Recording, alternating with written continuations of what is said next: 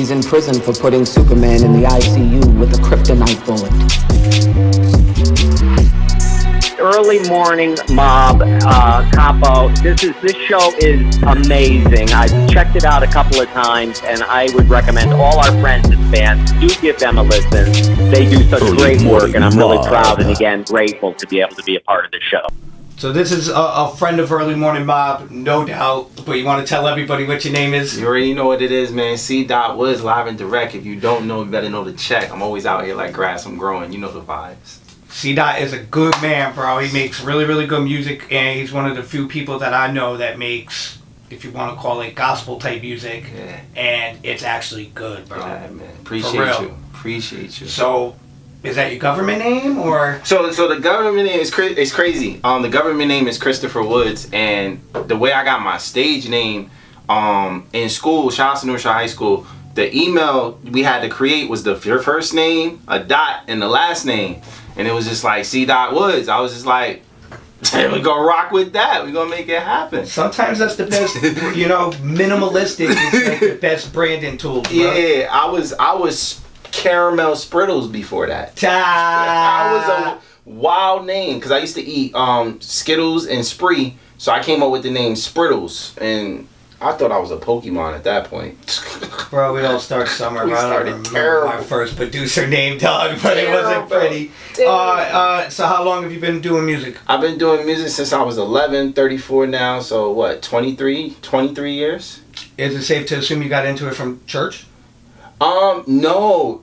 Crazy thing is, I was doing regular rap before church, but I never cursed. I just did regular rap. What made me get into church is they wanted me to do the soundboard. And then that's when I found out you can rap about God. I didn't know you could rap about God. I was like, oh, you can rap about God? And then that's what got me into the church mode. And then I've just been rocking ever since. I never fell back. So you're into the production side a little bit too and everything? Yeah, I do 90% of my production. Word. And the only reason why I did it is because beats were expensive. And I didn't have the money. So I was just like, let me be a producer. Do you know why I got into it? Because it cost a lot of money to go to the studio. Yeah. Me and Cap can't be going to the studio all the time, dog. So I'm like, one of us got to learn that, you know what I mean? Got to. So what are your musical influences? So like as far as artists, gotta be Jadakiss. Jadakiss taught me a lot. And then as far as the musical side of it, I went to a lot of opera plays, believe it or not. And just to see how that stuff is choreographed with the orchestra. Well, everything, the lights. Yo, everything on that, like to have a 60-piece orchestra in tune, it's like, God. And everybody knows what they're doing, and it comes together to make one thing. One sound, and I'm just like, yo, this is it. To put this all on one track, crazy. Crazy. Your favorite musical artist, dead or alive? Dead or alive? Well, definitely Jadakiss, but like that. Favorite that's more like listening to. To listen to? No. Well, more work with. This one would be more work. You know what's crazy? That's a good question, and this might throw everybody off. But Fat Joe, like I feel as because I'm from the Bronx, and I feel as though with Fat Joe always been a community person. Right. But I feel as though like he will respect what I do on a record, and he'll be like, nah, I'm gonna respect you on that. You know, and then if I had to throw another one, it would definitely be Nas because Nas just got his wordplay, creativity was just it's perfect. So I listen to Wu-Tang hardcore, but if my dream to work with is Nas. Yeah, definitely be in the studio with Nas.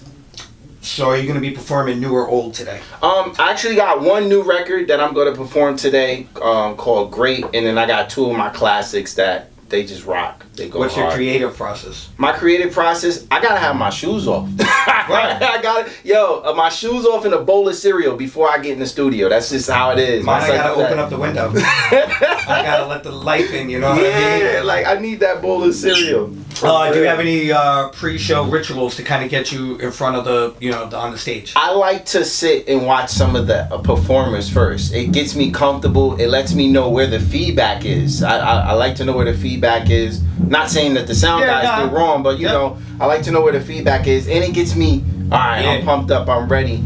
And then candy. I have to eat candy. The only reason why I eat candy before a show is because I feel as though if I have the sweet taste in my mouth won't get bitter. I'm always gonna have that sweet taste, and then I'm gonna keep rapping more. That's probably the biggest key right there that somebody's dropped right there for that, man. That's good. That's a key, in fact. So how would you describe your music, the sound of it? So I am a gospel rapper, but I describe my sound as bright. And when I say bright, meaning that it's going to be a heavy beat, but you're going to be able to understand my words, and I'm not going to be all mumble jumble with it, and you'll be like, okay, I'm actually saying something. So that's when I say bright, because when you open a room, you see the brightness in the room. And substance, right? Yeah, oh, definitely substance. I know. Absolutely, yeah, absolutely on the substance. Are you working on anything new? Yeah, so I was supposed to drop an album last month, my birthday month, but because I was traveling so much, I pushed it to July. So I was supposed to drop another album in August, but I said, you know what? We just gonna drop both in July. Okay. I have an album that I did with my ex-girlfriend. We finished the album, but I just want to do an official drop with her. Yep. And then my album, which is going to be probably 15 to 16 tracks, I'm 11 done. I'll have the other 5, yeah. I'll have the other 5 done. They're not, it's not like they're not started, it's just a mixing process. I do my own mixing. Yeah, bro, that's the hardest part, bro. I'm very tedious. Like, yeah, I won't drop a record if it don't sound right. Yep. So... That's the hardest part, bro. Yeah. That and the like promotion part. The promotion parts, yeah. And then this is actually gonna be my first album in a long time on all platforms. I'm still a CD guy. I'm still out the trunk. So, you know, it's gonna be a while. I haven't dropped an all platform album in many years. So many years. It's crazy though. I always tell Cap we have to put it on CD, and that's for like a sound check. Yeah, yeah. CDs are kind of done. I told them. Well, you know, it's crazy. A lot of people don't know. Things are coming back. I used to work for CD Baby. Okay. I used to work in CD Baby. I was the guy that put the ink on the CDs. I know how to do that. It's in Pennsauken, New Jersey.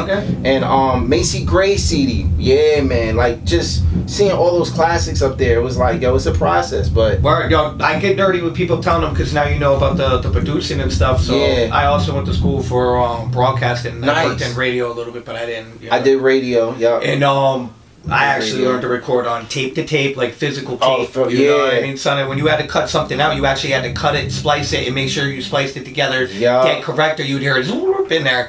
I did MIDI. I learned how to record MIDI. Yeah, MIDI. DAT recordings, all types of shit. Man. Just to get to now where we're at. And MIDI was tough. Oh, one mistake. Oh man, the mistakes. It's like sounds weird, but I don't like the clarity of today. Digital shit. It's too clear. It not even. Yes, okay, we can say too clear. Too computerized is the word I don't like. I mean, I don't like it. So I miss the old sound. We're gonna start getting into like the 3 little crazier questions. One of them is if you believe in aliens. Don't answer quite yet. But the add to the crazy part now with the music and that, the magnetic field of the human body, right? Once I think that's scientific. Like a pull, yeah. That when we recorded on magnetic tapes, even the beats, I believe it picked up the ambience on the rooms. Correct. The sadness, the happiness. Yeah. And that's what's missing in the digital joint now, you know what I mean? It's all in the box. And there's certain chords that can make you cry. They've said it. Like, yo, it's just, nowadays you don't hear it. It's just the same sound. It's like, here we go. Yep. So yeah. Water down. How can we find your work? So I'm a SoundCloud guy. You go to SoundCloud, you can type in my name, I'm always going to be there. If you want to really dig from my music, go to Bandcamp. You'll find some old stuff on Bandcamp. Okay. And then YouTube, of course. I got like 1 song on all platforms, but that's going to change. That's definitely going to change. But yeah, I'm a SoundCloud guy. I got 50 tracks up there. Everybody got their own little thing, I noticed. So ours is the YouTube, so. Yeah, SoundCloud works for me. Yes. Do you believe in aliens? Now we get into that part. No, that's an interesting question. So I do believe that there's some kind of species out there, and I'm about to make everybody laugh. Only reason why I say this, I seen a 2-headed squirrel. I didn't want to say this on camera. I seen a 2-headed squirrel. People are born with defects. Yeah. That 2-headed squirrel was crazy. I know that was a defect. Okay. So one of the things I haven't said on here, I'll let you know because we brothers like that, is what I kind of believe in aliens a little bit is the praying mantis, son. Yeah. That shit ain't. It looks it really looks like. And the shit they do, the way they eat the man. Yeah, it's like, oh man, I've seen one up close. I've really seen one. I'm like, oh yeah, that thing is slimy and nasty. I'm not around for it. The squirrel was crazy. What would be your last meal if you had to pick your last meal? You know, it's crazy. I need filet mignon. If I can say it. I never had it. That's filet mignon is I've never had it. I'm a steak guy. Never had it. Oh, really? Never had it. I had it. It's expensive, and I mean, and if you get like a good piece of steak, it's almost the same. You know, it's one of those. I've had a 40 age ribeye. The next one I want to go full of main. Yeah, I'm definitely going to do that. Do you sing in the shower, and is it considered practice? Well, I do have some records I've sung. I haven't sung in the shower in a while, but I have sung in the shower. And the answer to the question is practice. I wouldn't say for me singing in the shower practice. I practice in my car. That's one that people are gonna make me add. Yeah, I practice in my car. I listen to my records on the highway and I'll say the words. All right, so he said he had the 2 albums coming out. Everybody knows about the mixtape Early Morning Mob's doing, Yes, and C.Dot's definitely going to get on it because we're going to send beats to you, find one you like, brother. Oh, nah, we going to make it happen. Definitely going to make it happen. That's my fault, no leak. Friend of Early Morning Mob, no doubt. Everybody go check out C.Dot Woods and be inspired. We out Thanks, here. brother, man. You already know what it is.